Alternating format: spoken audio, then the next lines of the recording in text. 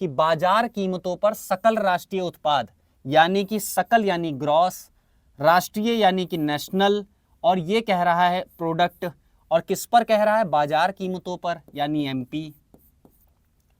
पूछा है मुझसे राष्ट्रीय आय निकाल के दिखाओ, इसका मतलब हो गया एनएनपी एट एफसी। तो यानी कि मुझे जी कन्वर्ट करना पड़ेगा और एमपी को एफसी में कन्वर्ट करना पड़ेगा, दो चीजों की डिमांड है। फिर कह रहा है कि मूल्यह्रास और अप्रत्यक्ष करों को घटाकर, मूल्यह्रास और अप्रत्यक्ष करों को, जैसे ही मूल्यह्रास घटाऊंगा जी कन्वर्ट हो जाएगा एन में, ग्रॉस हो जाएगा नेट में। एन ऑलरेडी है तो इसको बदलने की मुझे जरूरत है नहीं। पी है तो पी को पी की तरह रख दिया। जैसे ही बोला उसने कि अप्रत्यक्ष करों को घटाकर सब्सिडी को जोड़कर, तो भैया एक बात बताओ, अगर मैंने अप्रत्यक्ष कर दिए ही नहीं तो सब्सिडी तो जुड़ेगा ही, क्योंकि माइनस माइनस जब ब्रैकेट खुलेगा तो प्लस बन जाएगा। तो सब्सिडी को जोड़कर, तो क्लियरली क्या होगा ये, इससे मुझे क्या मिलेगा? अप्रत्यक्ष करों को घटाकर सब्सिडी को जोड़कर, अगर मैं देखूं इसको दोनों गिवन है तो एनआईटी मिल जाता है। एनआईटी जैसे कन्वर्ट करूंगा ये एफसी में कन्वर्ट हो जाएगा, और एनएनपी एट एफसी को ही राष्ट्रीय आय कहा जाता है। क्लियर है? राष्ट्रीय आय कहा जाता है। अब मेरा प्रश्न आपसे है, अगर ये वीडियो आपको समझ में आ रही है तो प्लीज मुझे बताइएगा कि एनएनपी एट एफसी को ही हम राष्ट्रीय आय क्यों कहते हैं? एनएनपी एट एमपी को राष्ट्रीय आय के तरीके से क्यों नहीं समझा जाता? एमपी को राष्ट्रीय आय के तरीके से क्यों नहीं मानते? और ये फिगर अब आपको समझ में आ गया होगा, देखना अभी समझ में आ जाएगा। ठीक है, चलो बढ़ते हैं आगे। बाजार मूल्यों पर शुद्ध राष्ट्रीय उत्पाद है, बाजार मूल्य पर शुद्ध राष्ट्रीय उत्पाद है, नेट नेशनल प्रोडक्ट बाजार मूल्य पर। कैसे? यानी कि ये क्वेश्चन क्या पूछ रहा है? एनएनपी एट एमपी बाजार मूल्य पर पूछ रहा है। ठीक है, तो बताओ, बाजार मूल्यों पर सकल राष्ट्रीय उत्पाद माइनस विदेशों से शुद्ध प्राप्त आय, बाजार मूल्यों पर सकल राष्ट्रीय उत्पाद हस्तांतरण भुगतान, बाजार मूल्यों पर सकल राष्ट्रीय उत्पाद माइनस मूल्यह्रास, बाजार मूल्य पर सकल राष्ट्रीय उत्पाद माइनस क्या है? अनुदान यानी कि सब्सिडी। बताओ, अब ये क्वेश्चन आपको खुद ही करना है, इसका आंसर आप लोगों को कमेंट सेक्शन में देना है, क्योंकि पीछे इतने देर से जो समझाया उसी के आधार पर इस क्वेश्चन को आप करेंगे। ये आपके लिए एक प्रश्न है। ठीक है, आरएएस और इसमें सब में क्वेश्चन 2021 में पूछा गया। बढ़ते हैं अपने अगले प्रश्न की तरफ। निम्नलिखित में से कौन सी सकल घरेलू उत्पाद जीडीपी की गणना करने की विधि नहीं है? सिंपल सी बात है, नेशनल इनकम जब हम पढ़ते हैं राष्ट्रीय आय तो हमें तीन ही विधि बताई जाती है। ठीक है, पहले देख लेते हैं, उत्पादन विधि, ह्रासमान लागत विधि, आय विधि और व्यय विधि। तो ये तीन ही विधियां होती हैं।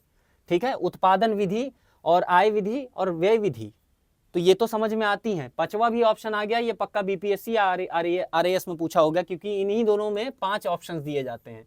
आरएएस में एक पांचवा जो ऑप्शन होता है वो अनुत्तरित प्रश्न का दिया जाता है, कि अगर आप प्रश्न नहीं अटेम्प्ट करना है तो भी आपको पांचवा जो है गोला भरना पड़ता है। ठीक है, तो अब आपको समझना है कि निम्नलिखित में से कौन सी एक सकल राष्ट्रीय जो है सकल घरेलू उत्पाद की गणना करने की विधि नहीं है? बताने की जरूरत नहीं है, तीनों पढ़ाया गया है। ह्रासमान लागत विधि कोई ऐसी विधि नहीं होती है। ह्रासमान लागत विधि क्या है? डेप्रीशिएशन, ये बेसिकली किसी भी गुड्स एंड सर्विस, अकाउंटिंग में पढ़ाई जाती है, किसी भी गुड्स एंड सर्विसेज की एक्चुअल कॉस्ट निकालने के लिए यूज की जाती है। ठीक है, जिसमें ह्रासमान लागत विधि होती है, हर साल कुछ कॉस्ट कम होती जाती है, तो ये डेप्रीशिएशन निकालने की एक विधि है। बाकी की ये 3 विधियां हैं, और उपरोक्त में से कोई नहीं या उपरोक्त में से एक से अधिक। तो भैया ऑप्शन क्या होगा? बी है, 3 विधि हैं। क्वेश्चन, यहां से क्वेश्चन बना रहा हूं, उत्पादन विधि को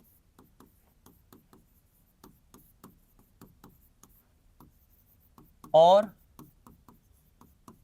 किस नाम से जानते हैं? कमेंट में मुझे बताना, उत्पादन विधि को और किस नाम से जाना जाता है। चलो भाई, अगला प्रश्न। निवल मतलब शुद्ध राष्ट्रीय उत्पाद एनएनपी और सकल राष्ट्रीय उत्पाद हैं, यानी कि सिंपल सी बात है, जीएनपी और एनएनपी ये दोनों क्या हैं? राष्ट्रीय उत्पाद का मूल्य मापक, खंड लागत पर राष्ट्रीय उपज के मूल्य का मूल्यांकन, निर्यात का मूल्य मापक भिन्न भिन्न है। अब ये क्वेश्चन तारांकित है, क्यों? क्योंकि इसमें 2 ऑप्शन सत्य हैं।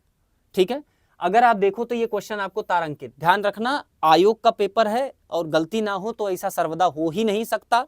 कुछ ना कुछ तुरंत पेपर होने के अगले दिन ही आरटीआई फाइल होने लगती है, रिटर्न मिलने लगती है कि भैया ये गलत था, ये गलत था, ये गलत था। ध्यान रखना ऐसे प्रश्नों पर हमेशा, और जब भी केस कोर्ट कचहरी जाता है मामला, किसी भी तरीके का कोई प्रश्न गलत मिल जाए मान लो, तो अक्सर यही होता है कि भैया आंसर जिन लोगों ने इन दोनों में से एक दे रखा था उनको मिल जाता है, या लगभग सभी लोगों को मिलता है, या तो हटा दिया जाता है।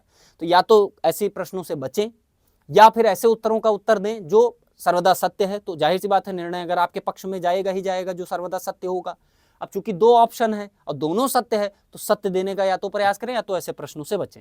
सिंपल सी चीज अगर आप देखें तो यहाँ पे कहा जा रहा है कि निवल एनएनपी नेशनल प्रोडक्ट और सकल राष्ट्रीय उत्पाद द्वारा राष्ट्रीय उत्पाद का मूल्यांकन का मापन किया जाता है। तो ये तो करेक्ट है ही है, और इन दोनों का कोई मतलब नहीं कि निर्यात का खाली मूल्य मिल रहा है या खंड लागत पर राष्ट्रीय उपज का केवल वो देख रहे हैं, आप कृषि से संबंधित क्षेत्रों की बात कर रहे हैं सिर्फ, ऐसा नहीं है। राष्ट्रीय उपज में मतलब जो भी आपकी अर्निंग्स हो रही हैं, और भिन्न भिन्न है। तो जाहिर सी बात है भैया भिन्न भिन्न तो दोनों है ही हैं। एक आपका कहता है कि नेशनल की बात करता है, दूसरा ग्रॉस की बात कर रहा होता है, तो भिन्न भिन्न है।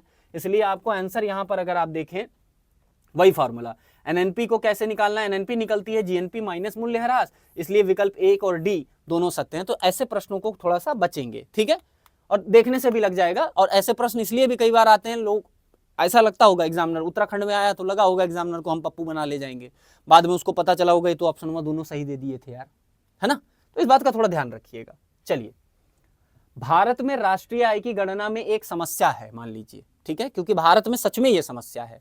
समस्या क्या है जरा देखते हैं। अल्प रोजगार, मुद्रास्फीति, बचत का निम्न स्तर, असंगठित क्षेत्र, उपरोक्त में से कोई नहीं या उपरोक्त में से एक से अधिक। ठीक है, तो अगर आप यूपी वाला सेक्शन देख रहे हैं ना साहब, तो मान के चलिए अब आपको आंसर करना है। अल्प रोजगार एक समस्या है क्या? नहीं। मुद्रास्फीति एडजस्टेबल होती ही, एडजस्ट करनी ही पड़ती है, तो वो तो हमारे पास मैकेनिज्म उपलब्ध ही है। बचत का निम्न स्तर, ये हमारे लिए राष्ट्रीय आय की समस्या बनेगा। असंगठित क्षेत्र बनेगा कैसे? हमारे यहाँ दो तरह के क्षेत्र हैं, एक है संगठित, इनको कहते हैं ऑर्गेनाइज सेक्टर, और दूसरा होता है असंगठित, इनको कहते हैं अनऑर्गेनाइज सेक्टर। ठीक है, असंगठित क्षेत्र वे क्षेत्र माने जाते हैं जहां पर रूल रेगुलेशन, एक कॉमन लॉ नहीं पाया जाता। अक्सर आप देखेंगे बैंकिंग क्षेत्र में संगठित और असंगठित क्षेत्र पढ़े होंगे, साहूकार, महाजन, लंबड़दार, है ना, फलाने, ये सब असंगठित में आते हैं ना। तो इनके लिए कोई नियम है 18%, 20%, 25% पर लोन दे दिए, अंगूठा लगवा करके बाद में जमीन हड़प लिए। संगठित क्षेत्रों में ऐसे क्षेत्र, ऐसे जो है फर्म और ऐसे सेक्टर्स, ऐसे एंटरप्राइजेस, ऐसी चीज़ों को काउंट किया जाता है, ऐसी एंटिटीज़ को लाया जाता है जहां पर कोई नियम कानून है, जहां कोई बाध्यता है। तो बैंकिंग सेक्टर में आप देखेंगे तो रूल रेगुलेशन है। ठीक इसी प्रकार से संगठित और असंगठित को समझे। लेकिन अब सबसे बड़ी समस्या हमारे यहाँ है कि असंगठित क्षेत्र का जो पूरा आंकड़ा है, तो वो अगर आप देखेंगे तो वहां पर डेटा को रखना बड़ा मुश्किल हो जाता है।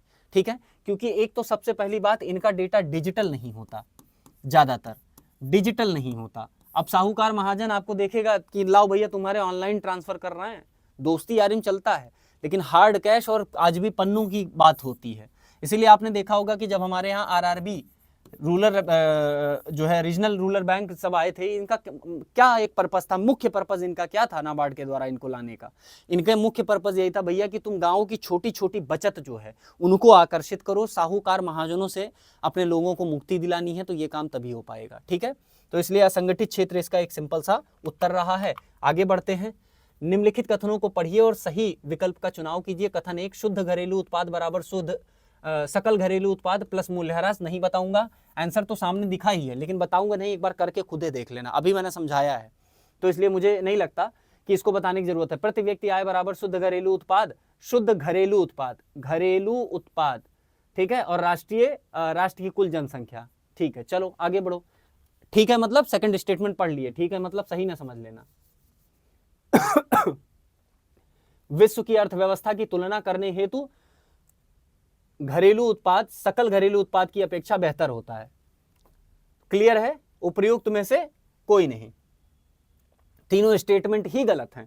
प्रति व्यक्ति आय निकालने के लिए घरेलू उत्पाद नहीं, शुद्ध राष्ट्रीय उत्पाद का प्रयोग किया जाता है। ठीक है, अब जीएनआई जो है पर कैपिटा इनकम निकालने का फॉर्मूला आप लोगों को कमेंट सेक्शन में बताना है। एक खुली अर्थव्यवस्था में अर्थव्यवस्था की राष्ट्रीय आय है, ये फॉर्मूला है, इसलिए इसको जरूरी है समझना। कह रहा है कि खुली अर्थव्यवस्था क्या होती है?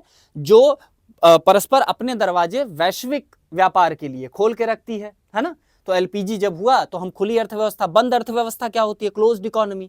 टू सेक्टर मॉडल पढ़ाए गए होंगे, आपको पढ़ा होगा अगर आपने, तो अब उस पर हम उतना चर्चा नहीं करेंगे, डाइव इनटू डीप। इसको खुले से समझ लेते हैं कि भैया जब आपको खुली अर्थव्यवस्था पढ़नी हो तो एक फार्मूला याद रखना, C+I+G+X-M। और ये वही X-M है NFIA निकालने के लिए, शुद्ध राष्ट्रीय उत्पाद जो विदेशोँ से राष्ट्र को जो है प्राप्त हुई, यही एक फार्मूला होता है। मिला के देख लो कौन सा वाला है, Y = यानी ये नेशनल इनकम का निकालने का फार्मूला है C+I+G, ये नहीं है, C+I+G+X-M, C आंसर,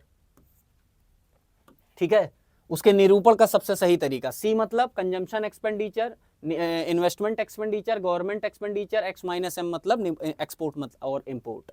चलो आगे बढ़ो, ये फार्मूला याद कर लो, ठीक है भैया, फार्मूला एक बार याद कर लीजिएगा। यदि एक दी गई समयावधि में कीमतों और मौद्रिक आय दोनों दुगनी हो जाएं, कीमतें यानी कि वस्तु एवं सेवाओं की कीमतें और मौद्रिक आय, मेरी जो मौद्रिक आय है, मैं 15,000 पाता था, 20,000 मैं 30,000 पाने लगूं, और कीमत पहले ये थी, निकल गया आंसर वहीं से, दोनों दुगनी हो जाए तो वास्तविक आय क्या रहेगी, वास्तविक आय कुछ नहीं रहेगी, अपरिवर्तित रहेगी। मैं 5 रुपए कमाता था, मैं 10 रुपए कमाने लगा, मैं 5 रुपए का सामान खरीदता, अब वो भी 10 हो गया, तो मेरी वास्तविक आय में कौन सा फर्क जो है इजाफा हो गया, दोनों अपरिवर्तित रहेंगी। सी ऑप्शन इज करेक्ट, ठीक है। यहां देखिएगा, भारतीय अर्थव्यवस्था के बारे में अमर्त्य सेन के सुझावों से संबंधित निम्नलिखित कथनों पर विचार कीजिए, ठीक है। इसे वस्तु उन्मुख होना चाहिए। अमर्त्य सेन का मानना था कि भारतीय अर्थव्यवस्था को वस्तु उन्मुख होना चाहिए, यानी कि गुड्स ओरिएंटेड होना चाहिए। इसे जन उन्मुख होना चाहिए, पब्लिक ओरिएंटेड होना चाहिए। इससे अधिक निर्धन, इसमें सबसे अधिक निर्धन व्यक्ति की आर्थिक सुरक्षा होनी चाहिए, या यूं कहें मार्जिनल जो पुअर्स हैं, पुअर में भी है जो मार्जिनल पुअर है, उसकी सबसे जो है उस व्यक्ति की आर्थिक सुरक्षा होनी चाहिए। उसको आर्थिक रूप से चाहे अनुदान के थ्रू, चाहे सब्सिडी के थ्रू, योजनाओं के थ्रू उसको जो है पैसे और ये सब चीजें मिलनी चाहिए, चाहे वो किसी भी योजना के थ्रू मिले, मनरेगा और ये सब। विश्व अर्थव्यवस्था में इनके एकीकरण के साथ राष्ट्रीय बचाव होना चाहिए। विश्व अर्थव्यवस्था में इनके एकीकरण के साथ राष्ट्रीय बचाव होना चाहिए। किसका पॉइंट ऑफ व्यू पूछ रहा है?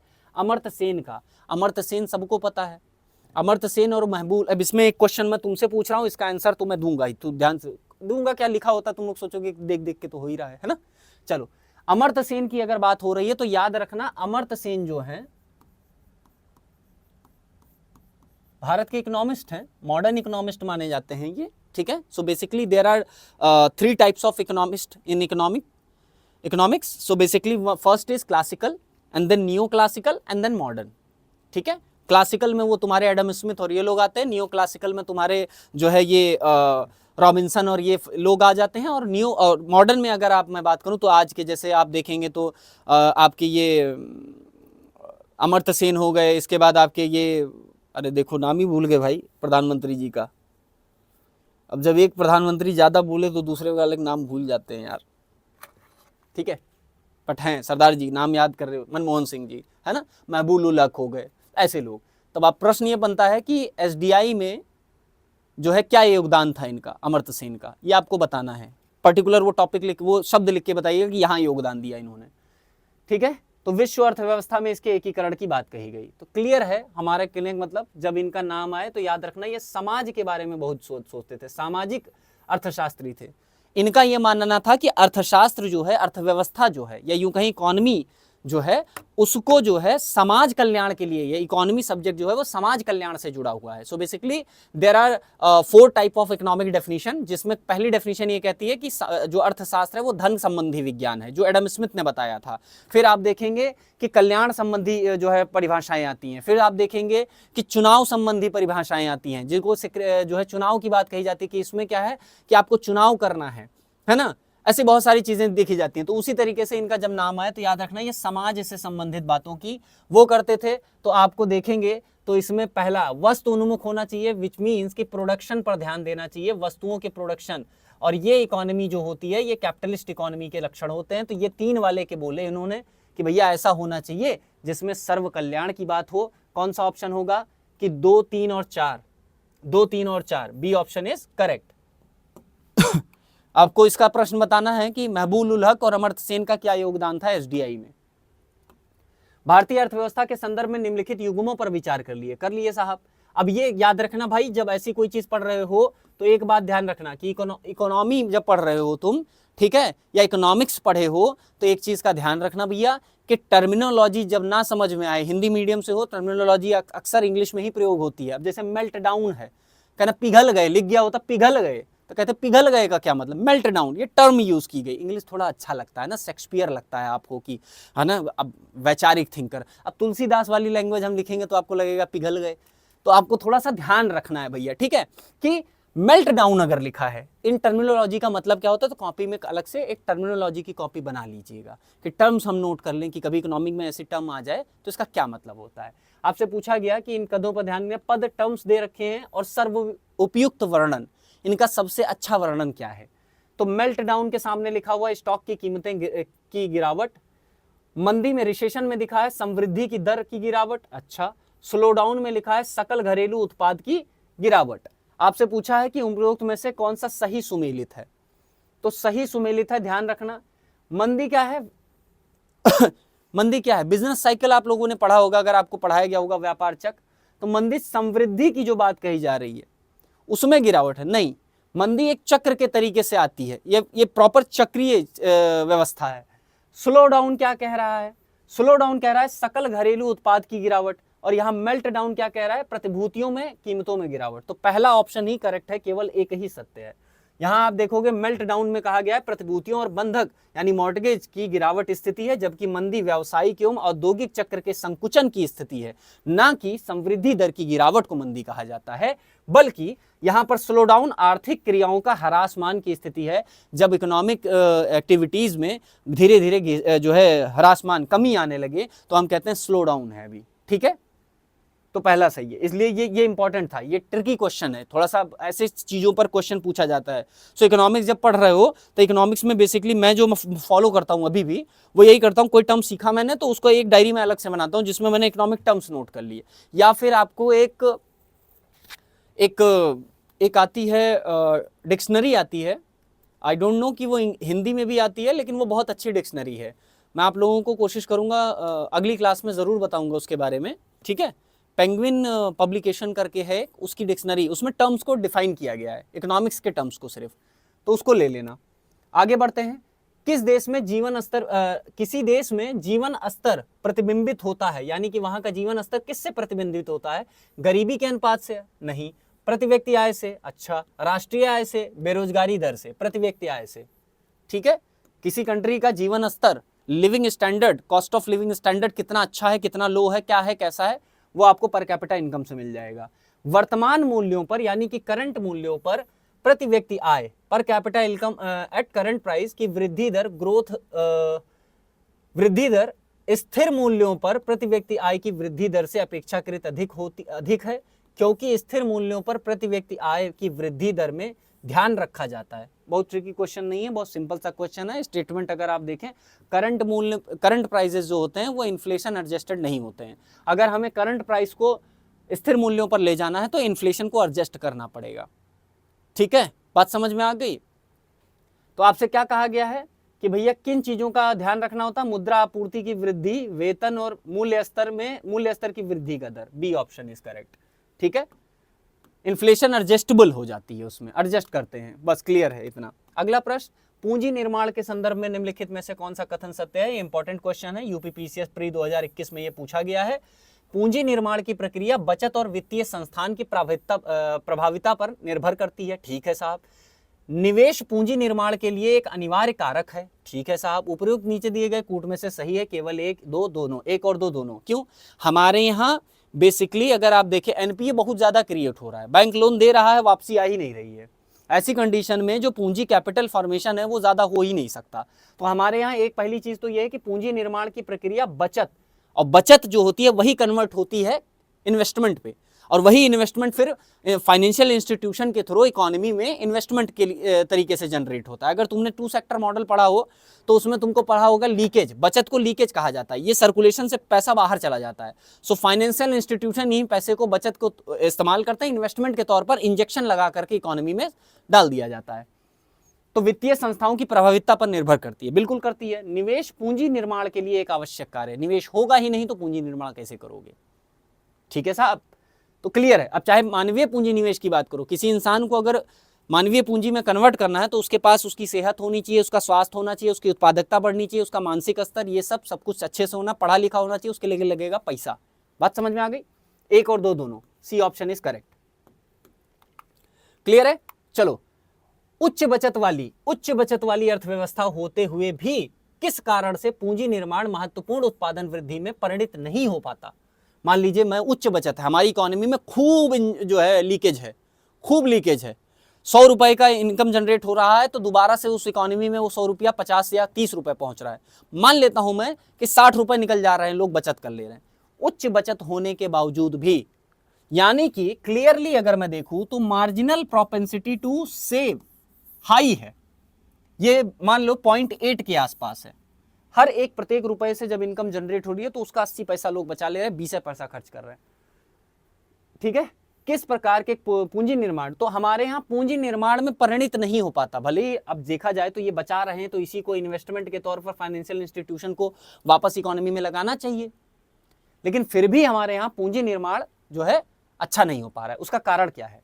कमजोर प्रशासन तंत्र, बात कुछ पच नहीं रही साहब, निरक्षरता, उच्च जनसंख्या घनत्व या उच्च पूंजी उत्पादन अनुपात। थोड़ा सा रिलेटेबल भी लग रहा है, ऐसे तुक्का मारो तो लग रहा है पूंजी के बारे में कुछ बतिया रहा है, यही सही होगा। बिल्कुल बात सही है, उच्च पूंजी उत्पादन अनुपात। कैसे? D option. पूंजी उत्पादन अनुपात क्या कहता है? पूंजी उत्पादन अनुपात ये कहता है कि आपको अगर इस पेन का निर्माण आप कर रहे हैं, उत्पादन कर रहे हैं, तो एक एक्स्ट्रा पेन बनाने के लिए आपको कितनी एक्स्ट्रा पूंजी की, सीमांत पूंजी की कितनी आवश्यकता होती है। अगर आपके यहाँ एक एक्स्ट्रा पेन बनाने के लिए सीमांत पूंजी की आवश्यकता अधिक है तो आपके यहाँ इसका मतलब है कि दक्षता कम है, लोगों के अंदर प्रोडक्टिविटी कम है, आपके यहाँ उच्च प्रौद्योगिकी कम है, इसलिए कहा जाता है कि उच्च पूंजी अनुपात। इसीलिए कैपिटल फॉर्मेशन हो ही नहीं रहा है, उत्पादन कम हो रहा है, पैसा ज्यादा लग रहा है।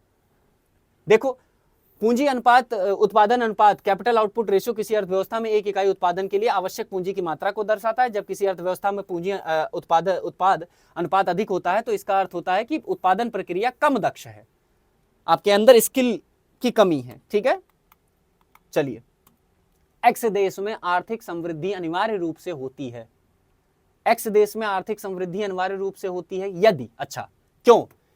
क्योंकि एक्स विश्व अर्थव्यवस्था में तकनीकी प्रगति होती है। अच्छा, क्योंकि विश्व अर्थव्यवस्था में तकनीकी प्रगति होती है। अच्छा, एक्स में जनसंख्या की वृद्धि हो रही है। अच्छा, एक्स में पूंजी निर्माण होता है, विश्व अर्थव्यवस्था में व्यापार की मात्रा बढ़ती है। तो ये तो विश्व की बात है, जाहिर सी बात है, एक्स से रिलेशन, एक्स अगर ग्लोबलाइजेशन कर रखा है या ग्लोबलाइज कंट्री है तब तो उसके ऊपर इम्पैक्ट तो पूरी तरीके से पड़ना है, हम मान के चलते हैं। लेकिन ये दोनों विश्व के, एक्स में पूंजी निर्माण होता है और एक्स में जनसंख्या वृद्धि हो रही है, और आर्थिक समृद्धि का कॉन्सेप्ट है, सी ऑप्शन इज करेक्ट।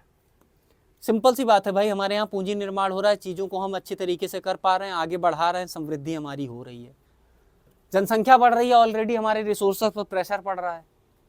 ठीक है, चलो, एप्रोप्रिएट आंसर्स को भी सेलेक्ट करना है। सिद्धि की टेस्ट सीरीज के बारे में मैंने आपको बताया। बढ़ते हैं अगले प्रश्न की तरफ आपके। अब ये आपके सस्टेनेबल डेवलपमेंट से रिलेटेड क्वेश्चंस देखने को मिलेंगे, एसडीजी गोल्स आपको पढ़ने पड़ेंगे पूरे। ठीक है, पोषकीय, ठीक है, यानी सस्टेनेबल पर्यटन का उद्देश्य क्या होता है? पर्यटकों की संख्या में वृद्धि करना, बड़े पैमाने पर पर्यटन और लघु पैमाने पर यात्राओं का प्रबंध करना, सांस्कृतिक अखंडता और पारिस्थितिकी प्रक्रियाओं को बनाए रखते हुए पर्यटन और पर्यावरण का प्रबंध करना। Most appropriate answer. ठीक है, क्लियर। एक्सप्लेनेशन इधर देखें। नीति आयोग द्वारा दिसंबर 2019 में जारी सतत विकास लक्ष्य भारत सूचकांक 2019-20 पर जारी रिपोर्ट के अनुसार उत्तर प्रदेश को निम्नलिखित में वर्गों में किस श्रेणी में वर्गीकृत किया गया है? तो सतत विकास सूचकांक में जितने भी स्टेट होते हैं वो जिस तरीके से अपने लक्ष्यों को प्राप्त करते हैं या जिस तरीके से अपनी प्रणाली चला रहे होते हैं सतत विकास के लक्ष्यों के टूवर्ड्स, उसके आधार पर 4 कैटेगरी दे दी गई है भैया। उसमें से उत्तर प्रदेश को कौन सी कैटेगरी दी गई है बता दो। कहना तो नहीं चाहिए लेकिन लगता तो नहीं होगा कि लक्ष्य प्राप्त करता, अचीवर है? अच्छा प्रदर्शन कर रहा है, हो सकता है। एस्पिरेंट है मतलब अभी जूझ रहा है, तो ऐसा भी नहीं है ना। अग्रणी है, एकदम फ्रंट रनर है, ऐसा भी नहीं है। तो मैं कह सकता हूं अच्छा प्रदर्शन कर रहा है ना। B option is correct. पढ़ लेना इसको अच्छे से, याद रखना 2019 का है डेटा, अब 2025 चल रहा है। तो ये क्वेश्चन उठाने का पर्पस क्या था? इस क्वेश्चन को उठाने का पर्पस ये था साहब कि इस रिपोर्ट के बारे में अपडेट हो जाइएगा। इस रिपोर्ट को सर्च करिएगा, अगर हल्का सा तो मिल जाएगी आपको, नहीं तो आपको मैं कोशिश करूंगा कि आपको ये रिपोर्ट निकाल करके दे दूं। अब रिपोर्ट पूरी नहीं पढ़नी है आपको, बस इतना जानना है कि हम किस उसमें हैं, और अपने आसपास के राज्यों के बारे में, मध्य प्रदेश, राजस्थान, टॉप 5 बॉटम 5 पढ़ लिया, ठीक है, ऐसे पढ़ लीजिएगा। मैं निकालता हूं इसको, ठीक है, ये मार्क कर दे रहा हूं, ठीक है, तो इसको ध्यान रखूंगा मैं भी। अगला प्रश्न क्या है? नीचे दो दिए गए कथन हैं, जिनमें से एक कथन ए है और दूसरा कारण है, ठीक है, कारण और कथन देख लेते हैं। सतत विकास मानव समाज के कल्याण हेतु महत्वपूर्ण है, ठीक है साहब, स्टेटमेंट तो थोड़ा भारी लग रहा है।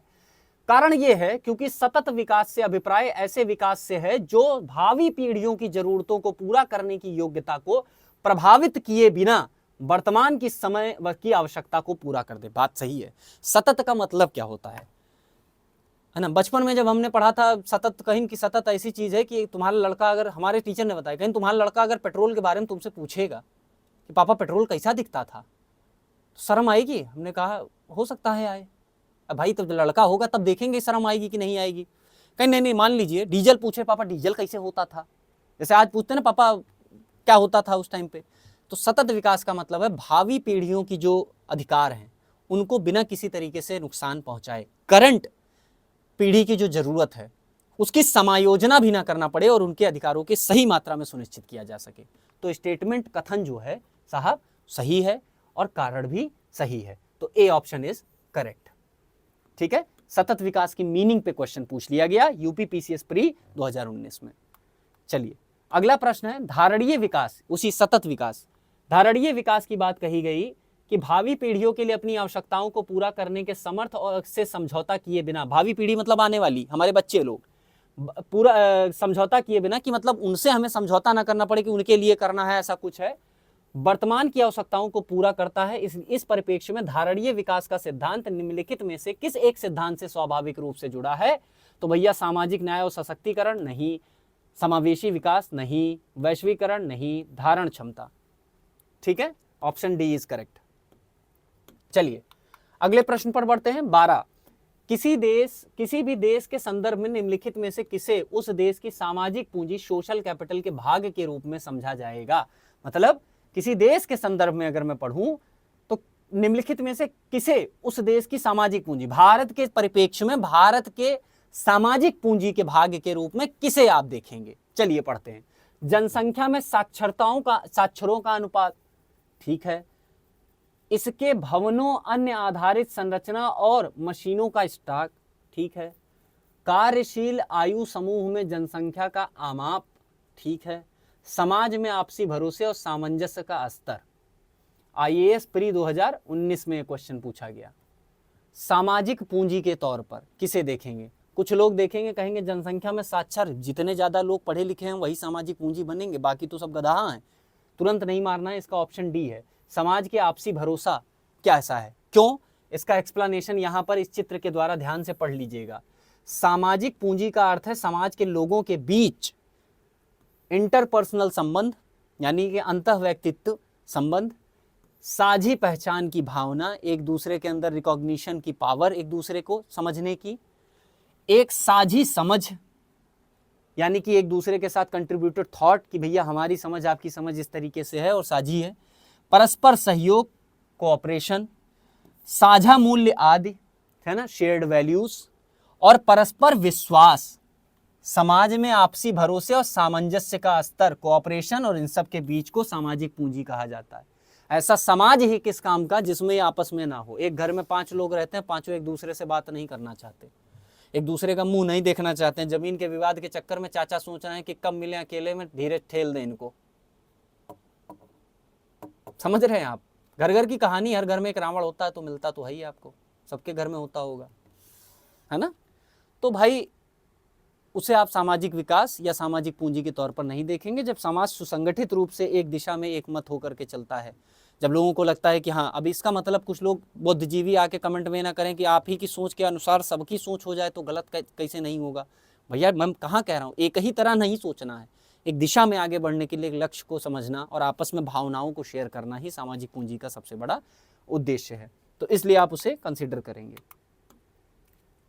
मानव पूंजी में बढ़ता हुआ विनियोग अग्रसित, ठीक है, अग्रसारित करता है। क्या अग्रसारित करता है?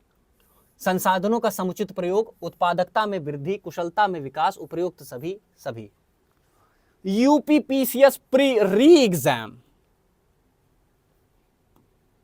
देखो भाई हमें कुछ मत कहना, री एग्जाम लिखा था, बस इसे बता दिए 2015, ठीक है। चलिए एक्सप्लेनेशन, मैं कोशिश वही की है मैंने कि आपको ज्यादा से ज्यादा एप्रोप्रिएट क्वेश्चंस आंसर्स को उठा सकूं।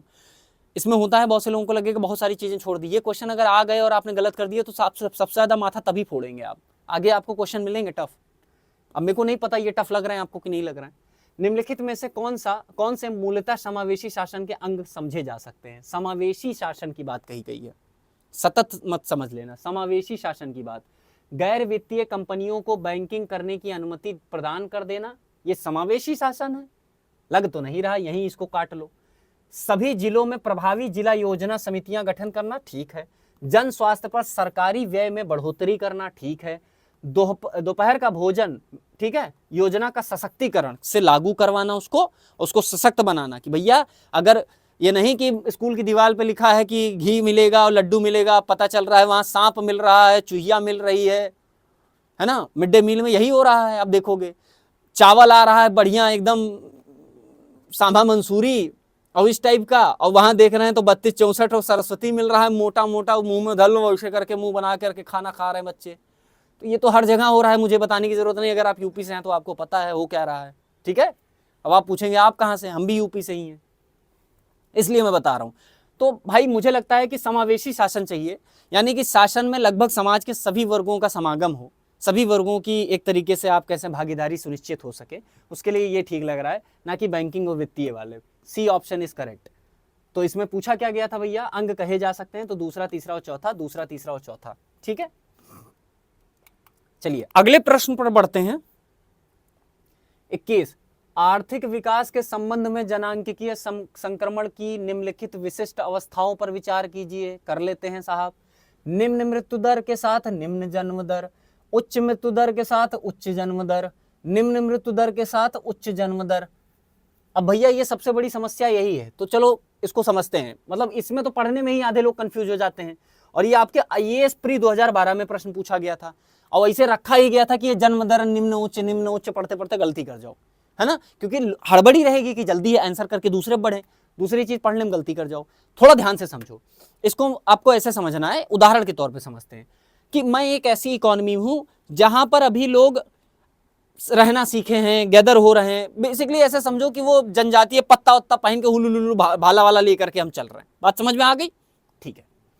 अब ऐसी कंडीशन जब होगी जहां मुझे पढ़ना लिखना नहीं आता, मैं सभ्य नहीं हूं, चीजें सही तरीके से नहीं है और गंदगी फैली है चारों तरफ, ऐसी कंडीशन में होगा क्या कि भाई होगा ये कि उच्च जन्म दर भी होगी और उच्च मृत्यु दर भी होगी। तो उच्च जन्म दर और उच्च मृत्यु दर कहां है? उच्च मृत्यु दर उच्च जन्म दर। तो पहली कंडीशन मेरे साथ होगी, दूसरी रख लिया। अब हम थोड़ा सा पढ़े लिखे समझदार बने, चीजों को समझा, सभी चीजें की, तो अब इससे होगा क्या कि जो हमारे बच्चे मर रहे हैं, है ना, जो बच्चे पैदा हो रहे हैं या जो लोग मर रहे हैं, इस पर थोड़ा कंट्रोल किया, दवा ववा करना शुरू किया। तो उच्च जन्म दर के साथ मृत्यु दर को थोड़ा कंट्रोल किया। क्या आएगा? तीसरा। अब इसके बाद जब हम ज्यादा सभ्य हुए, पढ़े लिखे, समाज में आगे चीजें होने लगी, जन्म दर उच्च ही दोनों कंडीशन में चल रही है, तो रिसोर्सेस पे प्रेशर पड़ना शुरू हुआ, जिससे चीजें धीरे धीरे स्केयर होने लगी। तो हम क्या करेंगे, समझदार नेशन के तौर पर एक पॉलिसी बनाएंगे, जिसमें पॉलिसी का मतलब हम खुद सोचेंगे इस चीज को लेकर के भैया कि हम दो हमारे दो, है ना। बात समझ में आ रही है? 2 बच्चे मीठी खीर, उससे ऊपर आगे समझ जाओ तुम। तो निम्न मृत्यु दर को तो हमने कंट्रोल किया कि भाई जो पैदा हो रहे हैं वो मरने नहीं चाहिए, क्योंकि इससे सीधा इंपैक्ट आ जा रहा है कि हमारे स्वास्थ्य सुविधाएं सही नहीं है। और दूसरा क्या है? निम्न जन्म दर। तो पहला ऑप्शन। तो भैया ये जो हमारा जनांकिकी संक्रमण वाला सिद्धांत था, ये हमने क्लियर कर लिया। ऑप्शन मैच कर लो, C option is correct. C option is correct. व्याख्या पढ़ लेना खुद है, ठीक है। चैप्टर 4, इसमें इकोनॉमी के कुछ योजनाओं से संबंधित प्रश्न मिलेंगे। लघु और सीमांत किसानों को पेंशन के उद्देश्य से प्रधानमंत्री किसान मानधन योजना कब प्रारंभ की गई? तो 15 अगस्त। अब ये फैक्चुअल, एग्जैक्ट फैक्चुअल क्वेश्चंस है, फैक्ट्स के बारे में पूछ लिया है, कुछ बारे में याद रखना भैया, क्योंकि ये बहुत इंपॉर्टेंट है। आप अगर, मैं बार बार कहूंगा, स्टेट में जा रहे हैं, पीसीएस, स्टेट पीसीएस की तैयारी करना है, तो फैक्ट्स आपको याद करने पड़ेंगे। इसके कुछ प्रोज एंड कॉन्स होते ही होते हैं, तो आपको ये याद ही करना पड़ेगा। 12 सितंबर 2019, ठीक है। चलिए, अभी ऐसी योजनाओं के बारे में जरूर पढ़िएगा कि योजनाएं जितनी ज्यादा आपको याद हो सके कि कब स्टार्ट हुई, मेन पर्पस क्या था, ये सब चीजें। भारत में खाद्य प्रबंधन का निम्नलिखित में से कौन सा एक उद्देश्य नहीं है? कि भारत में जो हमारे यहाँ फूड मैनेजमेंट को लेकर के बात है ना, फूड मैनेजमेंट याद रखना, खाद्य सुरक्षा नहीं बोला है, फूड मैनेजमेंट। खाद्यान्नों का वितरण, खाद्यान्न की खरीद, खाद्यान्नों का बफर स्टॉक और रख रखाव, खाद्यान्नों का निर्यात, उपयुक्त में से कोई नहीं। स्टार्टिंग के 3 तो समझ में आ रहा है कि मैनेजमेंट का पार्ट है, लेकिन खाद्यान्न का निर्यात करना है कि नहीं करना है, ये हमारा उसका पार्ट नहीं है। Option D is correct. चलिए, किसी निजी क्षेत्र के बैंक ने किसानों के लिए, किसी निजी क्षेत्र नहीं है, ये होना चाहिए, किस निजी क्षेत्र के बैंक ने किसानों के लिए ई किसान ऐप शुरू किया? HDFC, ठीक है। किसानों से संबंधित, कृषि से संबंधित सारी चीजों के बारे में इसमें पढ़ लेना भैया, क्योंकि ये स्कीम है, स्कीम पे मेरा कोई काबू नहीं है, कुछ भी पूछ सकते हैं वो, है ना। राष्ट्रीय कृषि बाजार, नेशनल एग्रीकल्चर मार्केट स्कीम को क्रियान्वित करने का या के क्या लाभ है? या कृषि वस्तुओं के लिए सर्व भारतीय इलेक्ट्रॉनिक व्यापार पोर्टल है, बिल्कुल सही है। या कृषकों के लिए राष्ट्रव्यापी व्यापार सुलभ कराता है, जिसमें उनके उत्पाद की गुणवत्ता के अनुरूप कीमतें मिलती हैं, बिल्कुल ठीक है। C option is correct. 1 and first and second statement is correct. निम्नलिखित कथनों पर विचार कीजिए। राष्ट्रव्यापी मुद्रा स्वास्थ्य कार्ड स्कीम, अच्छा ठीक है, का उद्देश्य क्या है? सिंचित कृषि योग्य क्षेत्र का विस्तार करना, मृदा की गुणवत्ता के आधार पर किसानों को दिए गए ऋण की मात्रा के आकलन में बैंकों का समर्थ बनाना, कृषि भूमि में उर्वरकों के अति उपयोग को रोकना। अब भाई इसमें क्या है, बेसिकली सिंचित किसी क्षेत्र को, ये नहीं है कि अगर आपने इसके बारे में पढ़ा है, इस पर्टिकुलर योजना के बारे में पढ़ा है, मृदा स्वास्थ्य कार्ड स्कीम, तो मृदा के बारे में अब पूछा क्या जा रहा है, किस कौन सा कथन सत्य है, ठीक है। तो सत्य है तो कृषि, ये सत्य है क्या, कि उर्वरकों के अति उपयोग को रोकना, ठीक है, उर्वरकों के अति उपयोग को रोकना। कि भैया यहां देखो मृदा कार्ड, स्वास्थ्य कार्ड, अब सिंपल सी बात है कि मृदा के स्वास्थ्य की बात कही जा रही है, ठीक है, तो उसका ध्यान रखना। शुभारंभ 19 फरवरी 2015 को प्रधानमंत्री नरेंद्र मोदी द्वारा राजस्थान के सूरतगढ़ से स्वास्थ्य धरा और खेत हरा नामक नारे के आधार पर शुरू किया गया था। इसका उद्देश्य किसानों को उनकी भूमि की गुणवत्ता के विषय में जागरूक करना और उर्वरकों की प्रति अति प्रयोग को, अनावश्यक प्रयोग जिसको कहा गया, से रोकना और किसी से अधिक उत्पादक और धारणीय और पर्यावरणीय लोचशील बनाना है। शेष विकल्पों में से इसका संबंध नहीं है, ठीक है, तो इसका ध्यान रखना। ऐसे क्वेश्चंस आपसे पूछे जा सकते हैं। मैं बार बार बोल रहा हूँ, योजनाओं पर किसी का हक नहीं है, जितना योजना पढ़ सकते हो, ग्रामीण पृष्ठभूमि से हो तो आधी योजना तो वैसे याद हो जाती है। भारत में किस देश के साथ भारत ने किस देश के साथ नीली अर्थव्यवस्था यानी कि ब्लू इकोनॉमी को लेकर के बात कही गई, सतत विकास हेतु साझेदारी के लिए टास्क फोर्स का गठन किया? नार्वे है। एमपीपीसीएस 2020 में क्वेश्चन पूछा गया था, ठीक है, तो ये नार्वे है, क्लियरली देख लोगे, 18 फरवरी 2020 नार्वे की बात है। इसके साथ सूरज धारा योजना संबंधित है, सूरज धारा योजना संबंधित है बीज की अदला बदली से, ठीक है, याद रखना। निम्नलिखित में से कौन सा भारत में भूमि सुधार का हिस्सा नहीं माना जाता? भूमि सुधार, जमींदारी प्रथा का उन्मूलन, करेक्ट है। भूमि जोतों की अधिकतम सीमा का निर्धारण, करेक्ट है। काश्तकारी सुधार, करेक्ट है। बहुफसल योजना, ये नहीं है। क्लियरली देख के ही बता दोगे। री एग्जाम 2015 में फिर पूछा गया था, री एग्जाम की बात कह रहा हूं मैं, ध्यान से देखना भाई, री एग्जाम, ठीक है। कुछ लोग कहेंगे बार बार आप री एग्जाम को टारगेट क्यों कर रहे हैं, हम बस ऐसे बोल रहे हैं कि यूपी पीसीएस री एग्जाम की बात कही गई है ना, आप लोग तो जानते ही हैं। तो बहुफसलीय योजना ये नहीं है, ठीक है। अब ये तो इकोनॉमी में अगर आपने वो वाली इकोनॉमी पढ़ी है ना, एग्रीकल्चर इकोनॉमी, तो वहां पर भी इतिहास में भी आपने इसको पढ़ा होगा। किस पंचवर्षीय योजना में कृषि ने ऋणात्मक विकास प्रदर्शित किया था? भैया युद्ध हुआ था, ऐसे अंदाजा लगा लो। किस पंचवर्षीय योजना? तीसरी कहाँ है? तीसरी, ठीक है, 1965 भारत पाकिस्तान युद्ध, तो युद्ध वाली स्थिति थी। और भी इसके केवल युद्ध कारण नहीं है, याद रखिएगा, और भी। अब इसमें एक इंपॉर्टेंट चीज है जो मैं आपको बता रहा हूं, जब भी आप पंचवर्षीय योजनाओं के बारे में पढ़ते हैं तो पंचवर्षीय योजनाओं में मुख्य योजनाओं को ज्यादातर ध्यान दीजिए, जैसे 10वीं पंचवर्षीय योजना, 11वीं, और इस तरह की मुख्य योजनाओं को ध्यान देना है जिसमें कोई लक्ष्य रखा गया और उसे पूरा किया गया। लक्ष्य का ध्यान रख लीजिएगा, एक बार मैं आपसे यही कहूंगा, आपसे आग्रह रहेगा, लक्ष्य का ध्यान रखिएगा। लक्ष्य की प्राप्ति हुई कि नहीं हुई ये ध्यान रखिएगा, प्राप्ति हुई या नहीं हुई ये ध्यान रखिएगा। और टारगेट क्या था, मेन उद्देश्य क्या था योजना का, ठीक है, उद्देश्य क्या था ये ध्यान रखिएगा। और ये यूपी के बच्चों को बताने की जरूरत नहीं पड़ती है, यूपी के जितने वाले हैं वो आधे से ज्यादा तो ये सब घोर के पी जाते हैं, है ना। तो ये ध्यान रखिएगा, इससे क्वेश्चंस आपके पूछे जा सकते हैं। योजना आयोग से क्वेश्चन पूछे जा सकते हैं, नीति आयोग हो गया है, ध्यान रखना। भारतीय अर्थव्यवस्था में किसी का महत्व तो उसके निम्नांकित में से किस योगदान के लिए जाना जाता है? क्योंकि राष्ट्रीय आय तथा रोजगार का आधार होती है। भारतीय अर्थव्यवस्था में कृषि का महत्व, अरे भैया आगे न जाओ, पीछे जाओ, पीछे जाओ। भारतीय अर्थव्यवस्था में कृषि का महत्व राष्ट्रीय आय और रोजगार देती है, बिल्कुल। औद्योगिक विकास, और नहीं तो नहीं बोला है, हम माना जाता है बोल रहा है। औद्योगिक विकास और अंतरराष्ट्रीय व्यापार, खाद्यान्न आपूर्ति, उपयुक्त में से सभी। D option is correct. UP PCS pre 2007 में एक प्रश्न पूछा गया था, ठीक है भाई। तो ये रहा आपका सिद्धि टेक्स्ट के बारे में, थोड़ा सा मैंने बताया था आपको। अगर आप ज्वाइन करना चाहते तो आप इसे बिल्कुल ज्वाइन करिए, और क्यूआर कोड स्कैन कर सकते हो, ये पीडीएफ मैं वहां अपलोड करवा दूंगा, तो वहां से भी आप ले सकते हो। वैसे भी आपको देखोगे तो ये पूरे आपके घटना चक्र के प्रश्न थे जो इंपॉर्टेंट थे, मैंने ले लिए। आगे आपको इससे आगे बढ़ते हैं, चैप्टर नंबर 4 से आगे। आई होप कि आपको चीज़ें समझ में आई। अगर आपको समझ में आई तो प्लीज़ वीडियो को लाइक ज़रूर करिएगा, शेयर करिएगा। मिलते हैं आपसे अगली वाली चैप्टर में, यानी कि अगली क्लास में, अगले चैप्टर के साथ, चैप्टर नंबर 5 के साथ। तब तक के लिए आप सभी अपना ध्यान रखिए। Thank you so much, God bless you all, या भगवान आपका कल्याण करे।